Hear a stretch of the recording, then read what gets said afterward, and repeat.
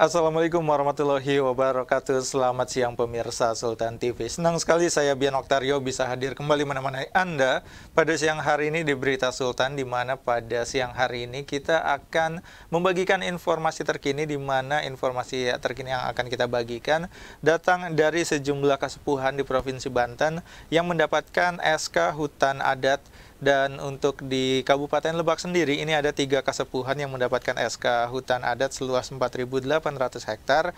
Dan 3 kasepuhan di Kabupaten Lebak itu yakni Kasepuhan Cisungsang, Cisitu, dan juga Kasepuhan Cibedu. Dan penyerahan SK hutan adat ini sesuai dengan amanat Presiden Republik Indonesia Joko Widodo, dan hal ini dilakukan untuk melindungi hutan adat dari eksploitasi yang tidak bertanggung jawab. Dan untuk berbincang-bincang mengenai SK hutan adat ini, kita akan berbincang-bincang langsung dengan masyarakat adat Kasepuhan Cisungsang sekaligus Wakil Ketua Dewan Aliansi Masyarakat Adat Nasional Hendriana Hatrawijaya atau Kang Noci. Assalamualaikum, selamat siang Kang Noci. Kang Noci. Assalamualaikum warahmatullahi wabarakatuh. Selamat siang, Kang Bian. Ya. Selamat siang. Gimana kabarnya pada siang hari ini, Kang? Alhamdulillah, sehat-sehat. Baru Alhamdulillah. datang tadi malam dari Serang ini. Oke, siap. Dan terima kasih sudah mau meluangkan waktunya untuk berbincang-bincang nih mengenai soal SK hutan adat yang kemarin baru dibagikan kepada sejumlah kasepuhan di Provinsi Banten, salah satunya di Kasepuhan Cisungsang juga nih Kang ya. Dan sebenarnya Kang Noci, Ya. kalau berbicara mengenai SK hutan adat ini sendiri, ini mungkin bisa diceritakan perjalanan dari SK hutan adat ini seperti apa sampai akhirnya ini kemarin sudah dibagikan kepada sejumlah kasepuhan di Provinsi Banten, salah satunya Kasepuhan Cisungsang. Ya. Baik, terima kasih, Kang Bian. Jadi eh, perjalanannya memang panjang dan memerlukan tenaga, biaya, ya jelas gitu. Nah, tapi meskipun ya pada akhirnya alhamdulillah sudah keluar SK atau surat keputusan penetapan hutan adatnya, kami bersyukur dan kami juga berterima kasih kepada banyak pihak, kepada Bupati Lebak, Gubernur Banten, ya, Menteri LHK, dan Pak Presiden Joko Widodo atas ditetapkannya hutan adat di komunitas adat Kasepuhan Cisungsang khususnya ya, dan di 2 yang lain. Nah, prosesnya memang panjang karena kita mulai dari tahun menginisiasi soal ini itu dari tahun 2014 akhir mau ke 2015. Jadi udah 8 tahunan lebih lah kira-kira. Jadi lumayan panjang prosesnya, Kang Bian, gitu. Oke, dan sebenarnya kalau berbicara mengenai panjangnya perjalanan dari SK hutan adat ini, memang prosesnya yang panjang atau memang ada kendala-kendala yang dihadapi sampai akhirnya ini baru tahun 2023 SK hutan adat ini keluar? Ya. Ada beberapa persyaratan yang memang di luar jangkauan kami sebagai kelompok masyarakat adat. Saya ambil contoh misalkan untuk salah satu syarat untuk penetapan hutan adat itu adalah dia punya wilayah adat. Oke. Nah, wilayah adat versi masyarakat adat dengan versi pemerintah itu kan sama wilayah adat, tetapi dia memerlukan pembuktian yang secara administratif harus ada. Sementara di masyarakat adat soal wilayah adat itu kan kebanyakan dari lisan ya, tidak tertulis semuanya.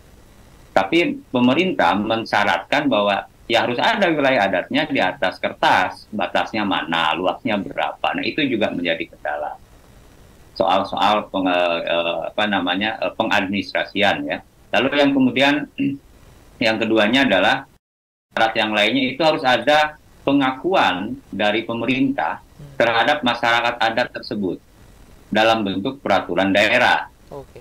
Nah, masyarakat adat, kelompok masyarakat adat ini kan dia 2 sih pengakuannya, ada self identification, jadi pengakuan diri sendiri, kemudian juga ada pengakuan dari pihak lain. Ya. Nah, ketika pengakuan dari pihak lain itu dihadapkan dengan kewajiban pemerintah atau kewajiban negara untuk mengakui, maka harus ada regulasi di situ yang satu. Sementara di sisi lain kami hanya sekelompok masyarakat adat yang tangan kami tak mampu menjangkau sampai ke sana. Ya. Bayangkan harus kita berproses dalam penyusunan perda segala macam kan. Nah, halangan-halangan itu yang atau hambatan-hambatan tadi antaranya ya, belum lagi konsolidasi gitu ya yang lain. Itu yang sampai membuat proses ini menjadi panjang. Dari mulai inisiasi kemudian terbit peraturan daerahnya itu tahun 2015, kemudian itu pun juga prosesnya lama, harus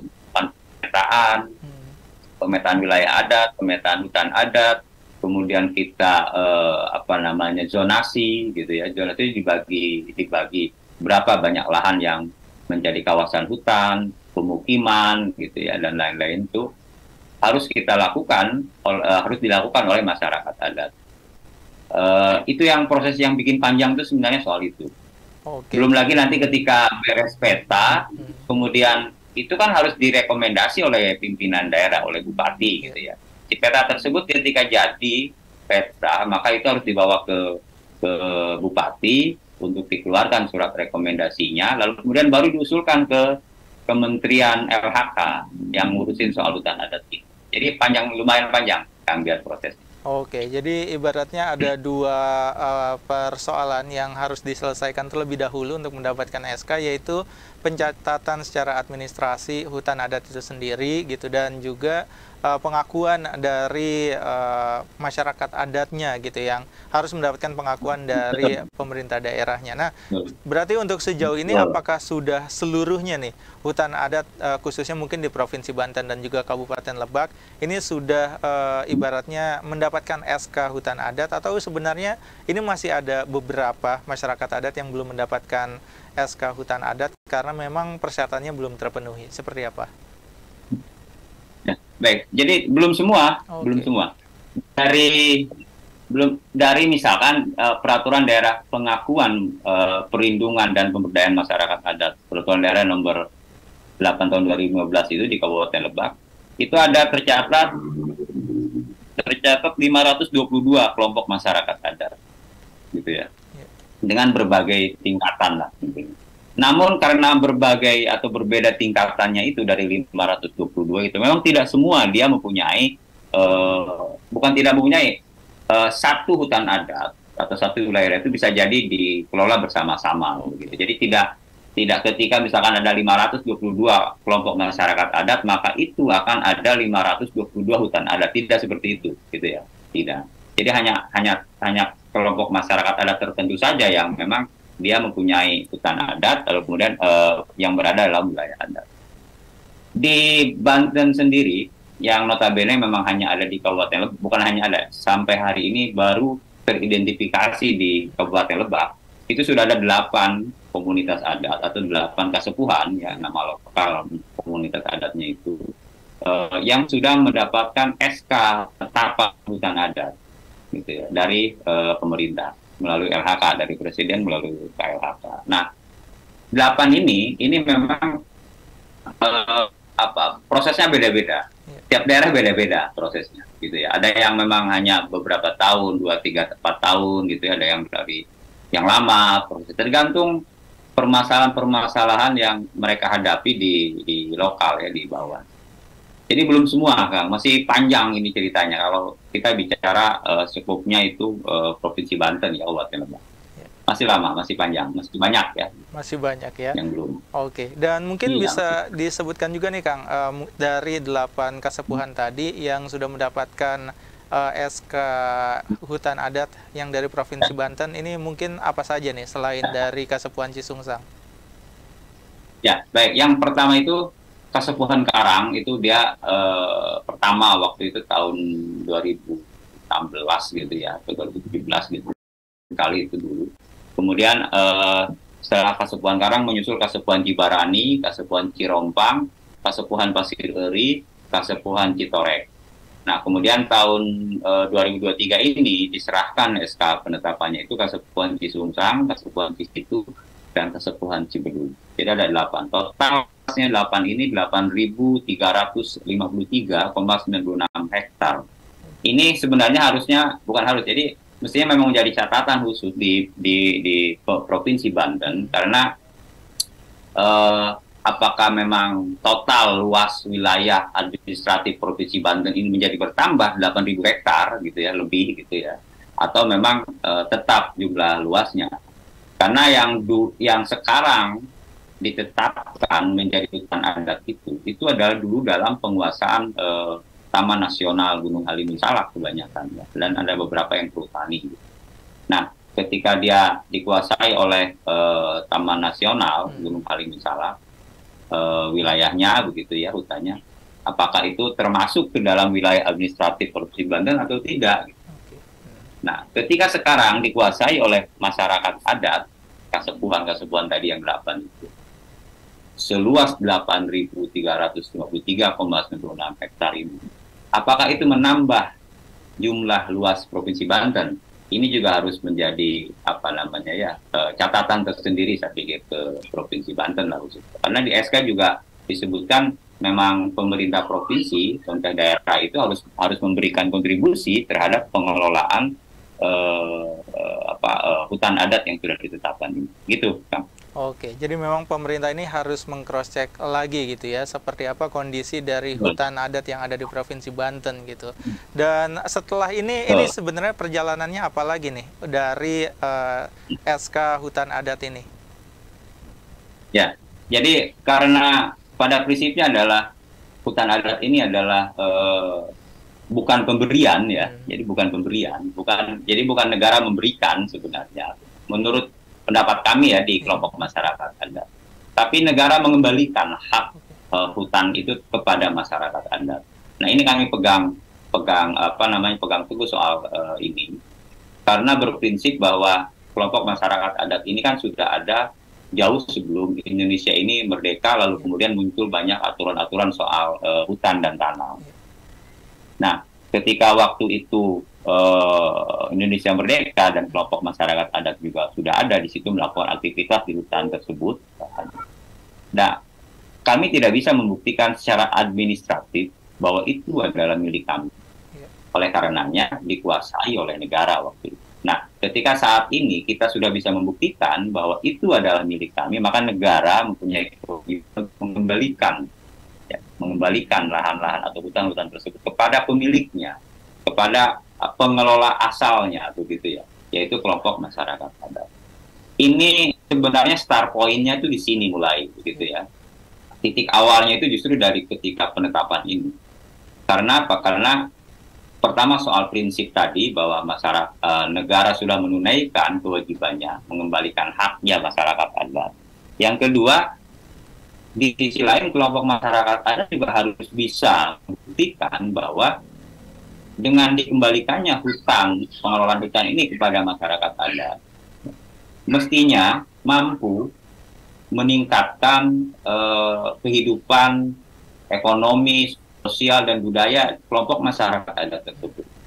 Justru inilah yang menurut kita itu bukan agak berat, memang berat membuktikan itu. Artinya begini, ketika sebelum ditetapkan jadi hutan adat, katakanlah misalkan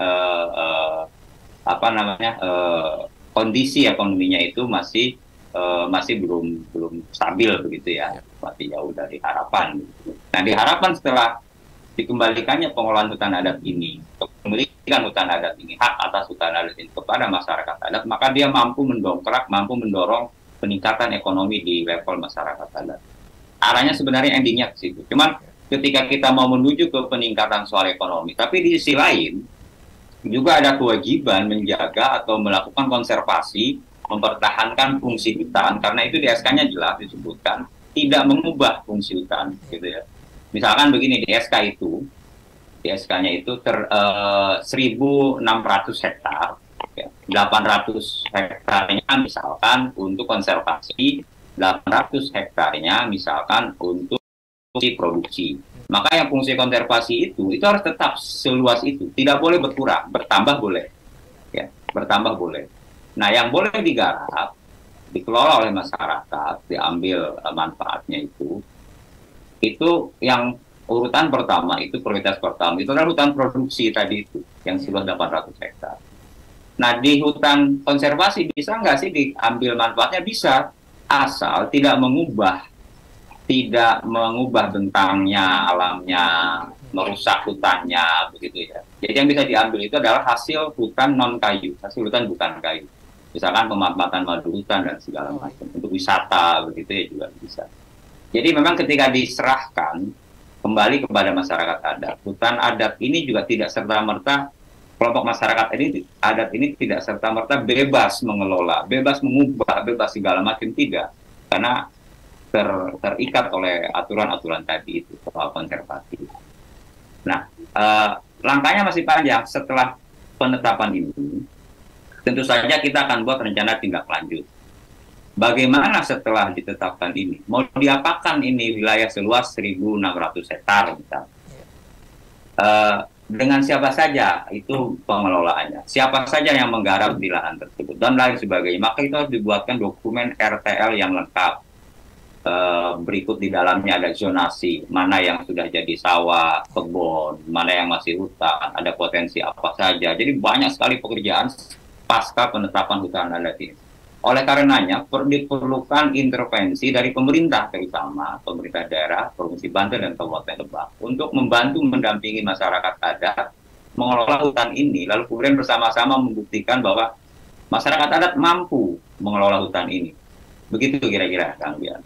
Oke. Dan mungkin untuk sejauh ini sebelum adanya SK, ini situasi hutan adat yang mungkin ada di Provinsi Banten, khususnya mungkin di Kasepuhan Cisungsang, ini seperti apa situasi dan kondisi hutan adatnya sebelum ada SK? Ya, baik. Hutan sebelum ada SK ya, sebelum penetapan ini, dulu itu dikuasai atau berada dalam kawasan Taman Nasional Gunung Halimun Salak dengan berbagai zonasinya, dengan berbagai pembagian fungsinya ya. Ada yang zona inti, zona rimba yang sama sekali tidak boleh diganggu gugat begitu ya. Bahkan ngambil kayu bakarnya saja juga tidak boleh begitu.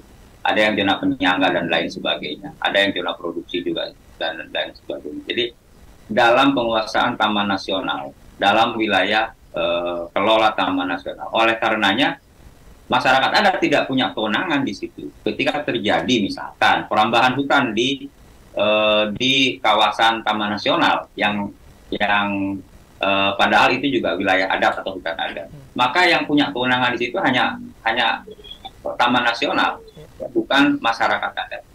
Nah, ketika sekarang diserahkan kepada masyarakat adat, maka yang punya kewenangan penuh soal pengelolaan itu tidak lagi Taman Nasional, tetapi masyarakat adat yang full kewenangannya di situ. Bertanggung jawab terhadap pengelolaan hutan yang lestari, bertanggung jawab terhadap kerusakan-kerusakan segala macam. Tidak lagi menjadi tanggung jawabnya Taman Nasional Gunung Halimun Salak. Nah, itu terjadi, perbandingannya adalah ketika dulu misalkan hutan adat tersebut itu berada di dalam penguasaan Taman Nasional, masyarakat adat tidak bisa maksimal mengelola atau mendapatkan manfaat dari hutan adat. Karena tadi itu dalam penguasaan Taman Nasional. Tetapi sekarang, ketika sudah menjadi hutan adat, maka diharapkan masyarakat adat memaksimalkan, dapat maksimal mengelola hutan adat tersebut. Kira-kira begitu perbandingannya. Oke. Dan sebenarnya kalau berbicara mengenai hutan adat yang ada di Kasepuhan Cisungsang, ini potensi apa saja yang sebenarnya bisa dimanfaatkan oleh masyarakat Kasepuhan Cisungsang ini untuk bisa meningkatkan perekonomian masyarakat adatnya? Ya, baik. Yang pertama adalah hasil hutan bukan kayu, misalkan madu gitu ya, terus getah, pinus, nah, itu juga ada potensi itu. Kemudian komoditas pertanian, padi, ya itu juga bisa. Kemudian wisata juga bisa. Sumber air bersih terutama, karena itu menjadi kebutuhan utama, dan itu sumber airnya berada dalam kawasan hutan adat tersebut. Yang dulu kita nggak bisa intervensi di situ, sudah bisa, karena itu berada dalam kawasan hutan adat. Hasil hutan bukan kayu yang bisa dimanfaatkan di dalam kawasan tersebut, gitu ya. Itu Bang Mas. Oke. Jadi itu sebenarnya punya nilai ekonomi yang lumayan cukup tinggi sebenarnya untuk masyarakat Kasepuhan Cisungsang khususnya ya. Ya, pasti harus harus begitu. Jadi Hmm, selama ini memang dikelola. iya, Selama ini memang dikelola. Tadi saya sampaikan bahwa tidak maksimal. Tidak maksimal itu kenapa? Karena dulu dikuasai atau dulu dalam pengelolaan Taman Nasional, gitu ya. Masyarakat adat atau petani dulu mengelola iya, sawah, kebun, begitu ya, nanam jahe, nanam kopi, apa segala macam, gitu ya. Kemudian ngambil getah pinus apa segala macam. Tetapi itu semua mereka lakukan ketika lahan tersebut berada dalam pengelolaan pihak lain, Taman Nasional. Nah, sekarang berada dalam pengelolaan masyarakat adat atau kasepuhan itu. Maka diharapkan ini dapat meningkatkan secara ekonomi taraf kehidupan masyarakat adat di kasepuhan itu. Kira-kira gitu. oke. Dan mungkin terakhir nih Kang Noci, sebenarnya apa harapan dari masyarakat adat sendiri setelah adanya SK ini, dan mungkin butuh support apa lagi yang dibutuhkan dari pemerintah dan juga mungkin dari masyarakat? Baik, pertama jelas selain memang karena amanat dari SK tersebut ya, bahwa harus ada intervensi pendampingan dari pemerintah soal pengelolaan hutan ini. Dan juga memastikan memastikan bahwa pengelolaan ini dapat berjalan dengan baik sesuai dengan aturan, tetapi juga sesuai dengan aturan adat. Karena ketika hutan tersebut menjadi hutan adat, maka yang berlaku di situ adalah aturan-aturan adat di kasepuhan tersebut.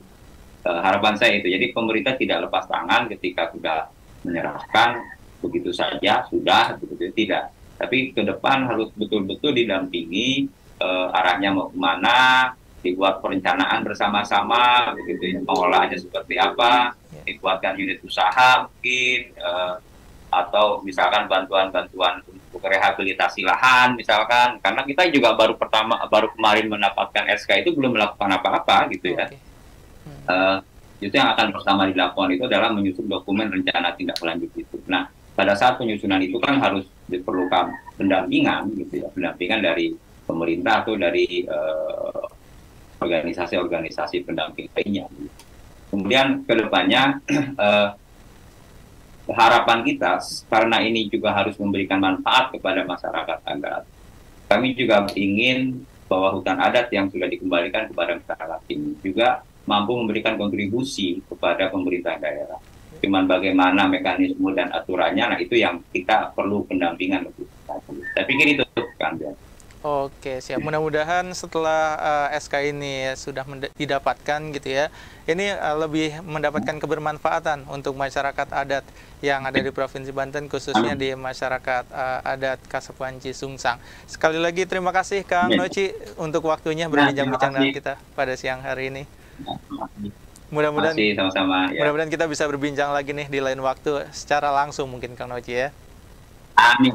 Amin. Terima kasih. Assalamualaikum warahmatullahi wabarakatuh. Waalaikumsalam. Itu dia pemirsa Sultan TV perbincangan kita pada siang hari ini bersama dengan Kang Heriana Hatrawijaya atau Kang Noci selaku masyarakat adat Kasepuhan Cisungsang sekaligus Wakil Ketua Dewan Aliansi Masyarakat Adat Nasional mengenai SK Hutan Adat. Mudah-mudahan dari perbincangan kita pada siang hari ini bisa lebih membuka wawasan kita terhadap hutan adat dan juga bisa memberikan manfaat yang lebih dari hutan adat kepada masyarakat adat dan juga Provinsi Banten khususnya. Dan kita akan berjumpa lagi di edisi selanjutnya Berita Siang Sultan TV, dan kita akan berjumpa lagi di lain waktu. Akhir kata saya Bian Oktario undur diri bersama kerabat kerja yang bertugas. Akhir kata wassalamualaikum warahmatullahi wabarakatuh dan sampai jumpa.